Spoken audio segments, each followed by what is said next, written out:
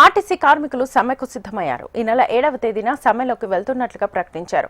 మరోవైపు కార్మికులు సమ్మెలోకి వెళ్లకుండా ప్రభుత్వం ప్రయత్నాలు ప్రారంభించింది. స్వయంగా ముఖ్యమంత్రి సైతం ఆర్టీసీ కార్మికులు సమ్మెలోకి వెళ్లొద్దని రిక్వెస్ట్ చేశారు.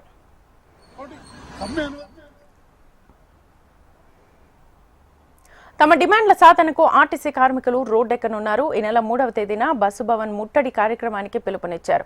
అప్పటికి ప్రభుత్వం దిగిరాకపోతే 7వ తేదీన మొదటి షిఫ్ట్ నుంచే సమ్మెలో ఉండనున్నట్లుగా ప్రకటించారు. ప్రభుత్వం ముందుంచిన 21 డిమాండ్స్ లో ముఖ్యంగా 4 నుంచి 5 ప్రధాన డిమాండ్లుగా ఆర్టీసీ కార్మికులు చెబుతున్నారు. ఇప్పటికే అన్ని డిపోలలో కరపత్రాలు పంచుతూ ఆర్టీసీ కార్మిక జేఏసీ ఉద్యోగులను సమ్మెకు సిద్ధం చేస్తున్నారు. 3వ తేదీన జరిగే బస్ భవన్ ముట్టడికి ప్రతి ఒక్క కార్మికుడు ఖచ్చితంగా రావాలని పిలుపునిచ్చారు. కార్మిక జేఏసీ సైతం ఉద్యోగులకు ఈ సమ్మె ఆవశ్యకత చెప్పడంతో పాటు గతంలో లాగే ఈ సమ్మె వ్యక్తి సమూహం కాదని స్పష్టతనిచ్చారు. ప్రభుత్వ మాటలు ఎట్టి పరిస్థితుల్లో నమ్మకూడదని పిలుపునివ్వనున్నారు.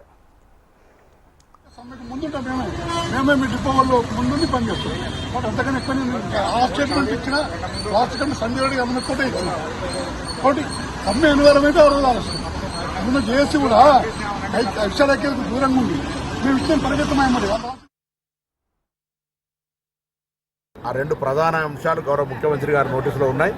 వాటిని కూర్చొని మాట్లాడుకునేటువంటి అవకాశం ఉంది. ఇప్పటికే కొంత ట్రేడ్ యూనియన్ నాయకులందరూ కూడా విజ్ఞప్తి చేస్తూ ఉన్నాం. ఇది సమ్మెకు పోయే కాలం కాదు. ఇప్పుడున్నటువంటి పరిస్థితుల్లో ఆర్టీసీ హితవు దృష్ట్యా, ఆర్టీసీ శ్రేయస్సు దృష్ట్యా ప్రభుత్వం సానుకూలంగా ఉంది, మొండిగా లేదు. ఆర్టీసీ ఇప్పుడిప్పుడే కుదుటపడుతూ ఉంది. 10 సంవత్సరాల యొక్క జర్క్ దాన్ని ఓవర్కమ్ రావడానికి మీకు ఒక విషయం చెప్తాను. 1562 కోట్ల పిఎఫ్ బకాయిలు ఉండే, ఇలా దాన్ని 600 కోట్లకు తగ్గించినాం. రిటైర్ అయిన రోజే ఇవ్వాలనే నిర్ణయంకు కార్యాచరణ జరుగుతోంది. వాళ్ళ సిసిఎస్ ఫండ్స్ ఉండే, వాటిని కూడా డెట్ నుంచి తగ్గించుకుని 100 కోట్లు తగ్గించు. మరోవైపు ఆర్టీసీ కార్మికులు సమ్మెలోకి వెళ్లకుండా ఉండేందుకు ప్రభుత్వం చర్యలు చేపట్టే ప్రయత్నాలు ప్రారంభించింది. ఆర్టీసీ కార్మికుల సమస్యలను పరిష్కరించేందుకు సిద్ధంగా ఉన్నామని చెబుతోంది ప్రభుత్వం కార్మికుల సమస్యలు తీర్చనుందని, అందుకు కొంత సమయం కావాలని వారు కోరుతున్నారు.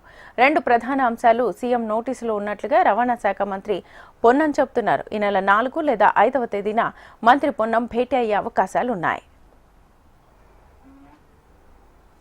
కష్టమైన నిష్ఠూరమైన వినడానికి కొంత కఠినంగా ఉన్నది ఉన్నట్టు మీకు చెప్పదలుచుకున్నా. మా పొన్నం ప్రభాకర్ గారు ఎట్లనైనా ఈ సమ్మెను వాయిదా వేయించాలి, ఎట్లా చేయాలి, ఏదో ఒకటి ఇప్పటికాడికి ఒప్పుకుందాం అంటుండు. ఒప్పుకుంటే అబద్ధమే అవుతుంది. ఎన్నో దగ్గర ఒకటి ఆపాలి. ఏది ఆపాలో మీరే చెప్పుర్రి. ఏది లేదు. నాకు ప్రతి నెల కనీస అవసరాలు తీరాలంటే 22,500 కోట్లు కావాలి. ఇప్పుడు నాకు వస్తున్నది 18,500 కోట్లే. ఇంకొక 7,500 కోట్లు ఉంటే ఆయన 50,000 కోట్ల రూపాయలు కాంట్రాక్టర్లకు పెండింగ్ పెట్టిపోయి నాకు ఇవ్వాలి. మరి నా దగ్గర ఉన్నది ఇదే. అసలుకే నాకు తుట్టు ఉన్నది.